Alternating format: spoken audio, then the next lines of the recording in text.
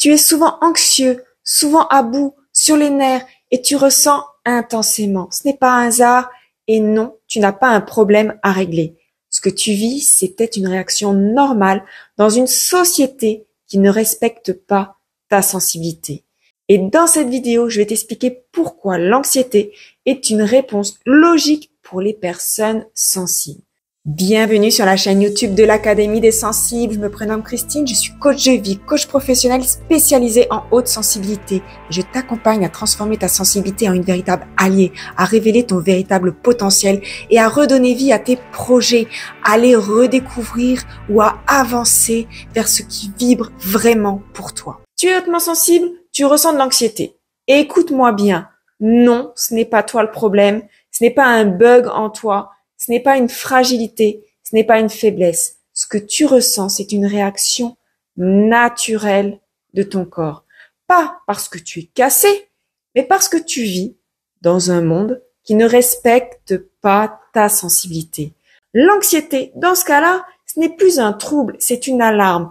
Une alarme qui se déclenche quand ton cœur absorbe trop, quand ton esprit est sursollicité, quand tu n'as plus d'espace pour digérer ce que tu vis.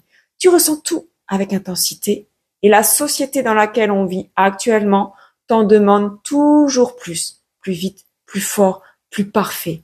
Elle t'impose un rythme qui n'a pas été conçu pour toi.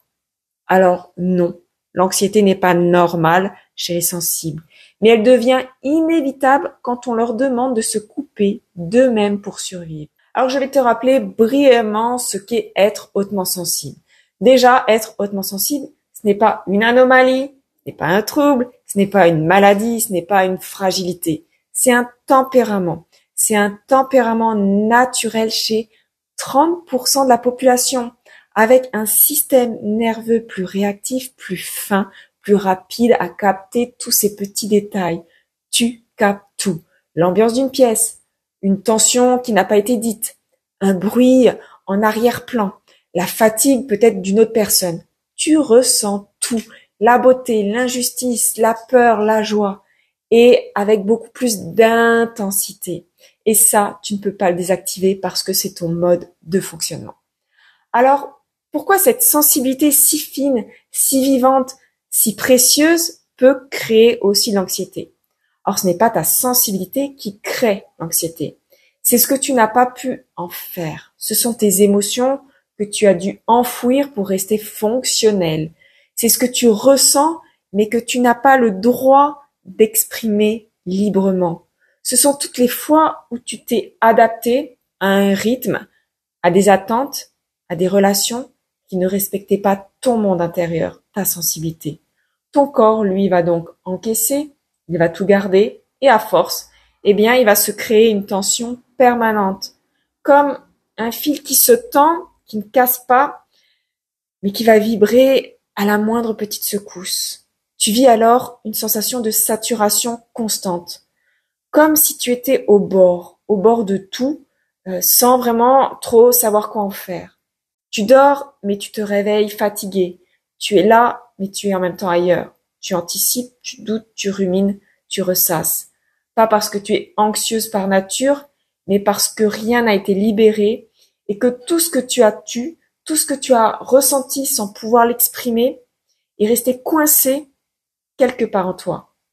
Ce n'est pas de l'angoisse gratuite, c'est une accumulation silencieuse qui cherche une issue. Et ton corps, lui, il te parle, alors oui, à sa façon.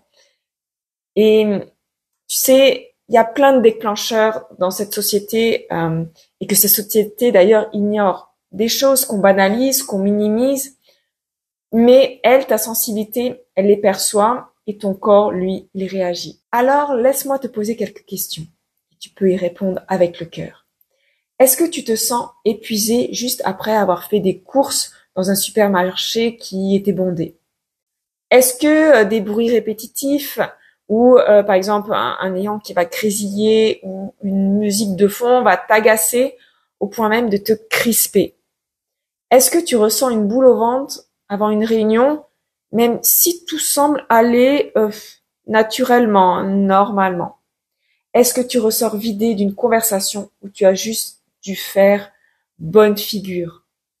Est-ce que tu te réveilles parfois déjà fatigué alors que ta journée ne fait que commencer?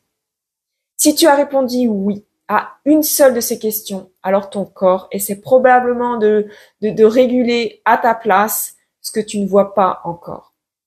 Dans notre société, tout est pensé pour des cerveaux linéaires, pas pour des êtres sensibles qui ont besoin de temps d'intégration, de silence, de vérité émotionnelle.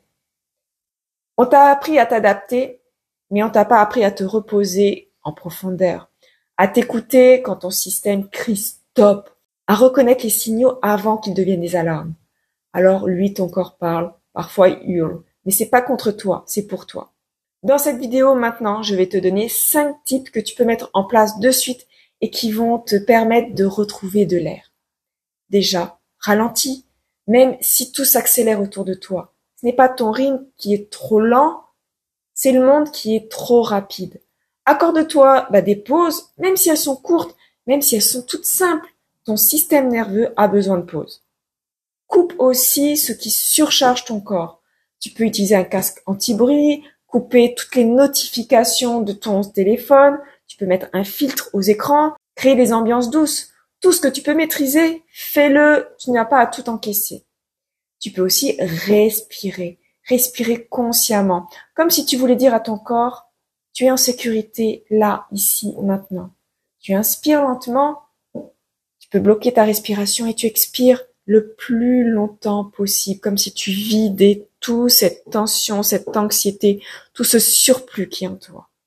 Tu peux aussi nommer ce que tu vis. Dès que tu poses un mot sur ton ressenti, par exemple, je suis tendu, je me sens submergé, ton cerveau, lui, va se calmer parce que tu lui as dit, tu en as pris conscience. Tu peux aussi demander de l'aide. Si tu n'y arrives pas seul, c'est ok, parce que ce que tu vis, c'est pas simple et t'es pas censé porter tout seul.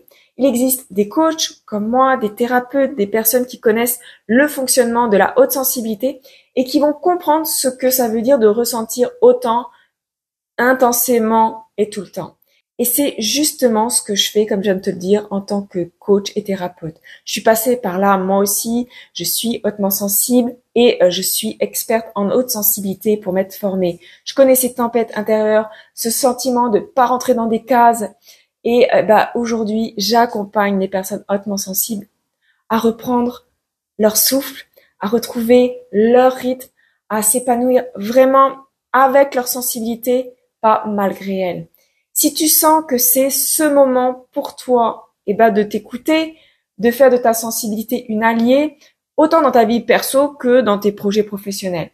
Va dans la description et tu découvriras mes accompagnements, mes formations et les appels clarté gratuits pour pouvoir discuter ensemble de tes besoins, de tes attentes et de voir si mes accompagnements sont pour toi. Rappelle-toi, ta sensibilité n'est pas à calmer, elle est à honorer.